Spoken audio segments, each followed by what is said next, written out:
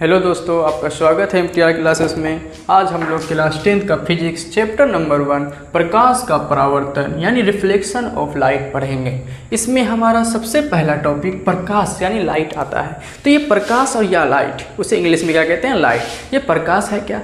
तो बेसिकली हम लोग कहते हैं प्रकाश वह कारक है जिसकी सहायता से हम किसी भी वस्तु को देख पाते हैं, चाहे कोई भी वस्तु हो। जैसे प्रकाश है, हम आपको देख रहे हैं, आप हमको देख रहे हैं, किसके कारण? ये प्रकाश के कारण। अगर ये प्रकाश ना होता तो हमें वस्तुएं काली नजर आती, अंधेरा नजर आता चारों ओर। जैसे फॉर एग्जांपल देखिए, बॉल बंद कर दिए, अंधेरा आया, काली नजर आई। यही तो है प्रकाश, कि प्रकाश वह कारक है जिसकी सहायता से हम किसी वस्तु को देख पाते हैं। अगर कोई एग्जाम में पूछ देगा प्रकाश क्या है, तो आप ये डिफिनेशन लिख सकते हैं, अपना में समझ से लिख सकते हैं। चलिए, प्रकाश टॉपिक हमारा खत्म हुआ। उसके बाद आता है प्रकाश स्रोत, लाइट सोर्स क्या है। तो प्रकाश स्रोत, जिस वस्तु से प्रकाश निकलती है उसे प्रकाश स्रोत कहते हैं। आपको मालूम होगा प्रकाश स्रोत कौन कौन सा होगा। तो प्रकाश स्रोत वो है जैसे कि बल्ब, प्रकाश निकल रहा है, सूर्य, उससे ही प्रकाश निकल रहा है। तो ये सब क्या है? प्रकाश स्रोत, लाइट सोर्स है। ये सब इंग्लिश में से क्या कहते हैं? Light source. प्रकाश स्रोत को इंग्लिश में क्या आ जाता है? Light source. चलिए, तीसरा टॉपिक हमारा है परादीप्त या दीप्तिमान वस्तुएं, जिसको सीबीएसई वाला कहता है ल्यूमिनस ऑब्जेक्टिव। क्या कहता है सीबीएसई वाला? Luminous objective. हम लोग उसी को हिंदी में पढ़ते हैं, किस तरह? दीप्तिमान या परादीप्त वस्तुएं। लेकिन दोनों का डिफिनेशन एक ही है, लैंग्वेज चेंज है, इसलिए समझना जरूरी है। तो दीप्तिमान वस्तु किसे कहते हैं? तो वैसा वस्तु होगा जो प्रकाश उत्सर्जित करता होगा, यानी प्रकाश अपने से निकालता होगा। अब ऐसा कौन कौन सा वस्तु है भाई? तो जैसे बल्ब है जो कि प्रकाश निकाल रहा है, ये बिजली का बल्ब। जैसे लालटेन, तेल देते वो भी प्रकाश निकालता है। जैसे सूर्य प्रकाश निकाल रहा है अपने से, तो वो सब क्या है? दीप्तिमान वस्तुएं हैं। अब एक ऐसा भी वस्तु होगा जो कि प्रकाश उत्सर्जित नहीं करता होगा, अपने में से प्रकाश नहीं निकालता होगा। ऐसा कौन कौन सा है, यानी कौन कौन सा ऑब्जेक्ट, यानी कौन कौन सा वस्तु है? तो यही देखिए, कोचिंग में उपस्थित क्या है? कुर्सी, टेबल, ये सब क्या है? प्रकाश उत्सर्जित नहीं कर रहा। तो ये सब क्या है? नॉन ल्यूमिनस ऑब्जेक्ट है ना, वो दीप्तिमान वस्तुएं हैं। चलिए, अब आता है प्रकाश की किरण, रे ऑफ लाइट क्या है? तो हम जानते हैं, क्या जानते हैं? कि प्रकाश सीधी रेखा में गमन करती है।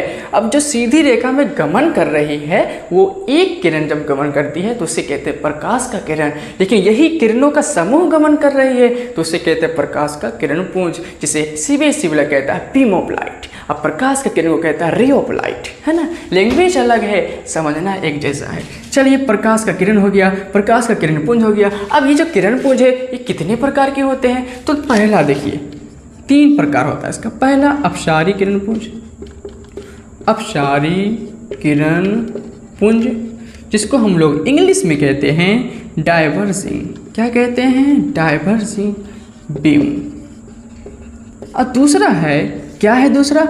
समांतर, समांतर किरण पुंज, समांतर किरण पुंज, जिसे इंग्लिश में कहते हैं पैरेलल बीम। और तीसरा क्या है भैया? तो तीसरा है अभिसारी किरण पुंज, अभिसारी किरण पुंज, जिसे सीबीएसई वाला कहता है, क्या कहता है? क्या कहता है? कन्वर्जिंग, कन्वर्जिंग बीम है भैया, कन्वर्जिंग बीम। लैंग्वेज अलग है, डिफिनेशन सेम है, लैंग्वेज अलग है, समझना एक जैसा है। तो अपसारी किरण पुंज क्या है? समांतर किरण पुंज है। और अभिसारी किरण पुंज क्या है? इस तीनों में अंतर क्या है? तो अपसारी किरण पुंज एक ऐसा किरण पुंज होगा जो कि एक ही जगह से प्रकाश को निकालता होगा। फॉर एग्जाम्पल देखिए, ए नंबर का ये क्या है? कोई प्रकाश स्रोत है ना, यहाँ से निकल रही वस्तु, यहाँ से प्रकाश निकल रहा है, इधर निकल रहा है, इधर जा रहा है, इधर जा रहा है, चारों तरफ जा रहा है। ये देखिए, देखिए ये सब क्या? प्रकाश किरण निकल रहा है, प्रकाश का किरण पुंज। तो वैसा किरण पुंज जो एक जगह से प्रकाश को निकालता हो उसे क्या कहते हैं? प्रकाश का किरण पुंज। किस प्रकार का किरण पुंज? तो अपसारी किरण पुंज। ये क्या? अपसारी किरण पुंज। अब इसका एग्जाम्पल आप बताइए कि क्या ये हो सकता है?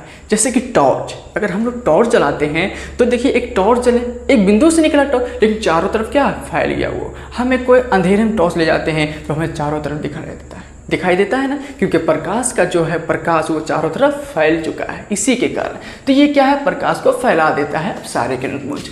ठीक, वो दूसरा समांतर किरण पुंज। तो देखिए, समांतर किरण पुंज क्या है? एकदम सीधा रेखा में आती किरणें, जैसे क्या? सूरज से, यानी सूर्य से जो किरण आता है एकदम समांतर रेखा में आती है, यानी ये इसके नीचे, ये इसके नीचे, ये इसके नीचे, ये एक दूसरे क्या होती है? समांतर चल रही होती किरण, उसे कहते हैं समांतर उसे क्या कहते हैं? समांतर किरणपुंज कहते हैं, जो समांतर चलती है। जैसे सूर्य से आती किरणें सब समांतर होती है, सब पैरेलल में होती है ना। चलिए दूसरा एग्जाम्पल हो गया। तीसरा हम लोग कहते हैं एक ऐसा भी किरणपुंज होगा जो कि जितना किरण आ रहा है सब एक जगह जमा हो रहा है।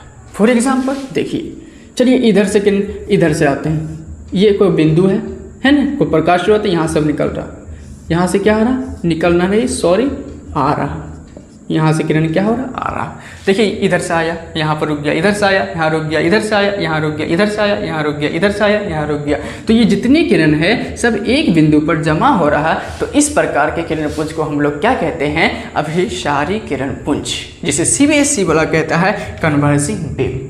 तो अंतर समझ में आ गया होगा तीनों में। ये क्या है? एक बिंदु से निकलकर किरणें फैलती चली जाती है, उसे अपसारी किरणपुंज कहते हैं। इसमें प्रकाश की किरणें एक दूसरे के समांतर चलती है, इसे समांतर किरणपुंज कहते हैं। इसमें प्रकाश की किरणें एक बिंदु पर आकर मिलती है या मिलती हुई प्रतीत होती है, उसे अभिसारी किरणपुंज कहते हैं। क्या एग्जाम में अगर आ जाएगा कि अभिसारी किरणपुंज तथा अपसारी किरणपुंज में अंतर क्या है, तो हम लोग अंतर नहीं बता पाएंगे। अगर अपसारी पूछा तो ऐसा बिंदु, एक ऐसा बिंदु है जहां प्रकाश की किरण वहां से निकल रहा है, तो उसे कहते हैं अपसारी किरणपुंज, जैसे CBSE वाला कहता है डाइवर्जिंग बीम।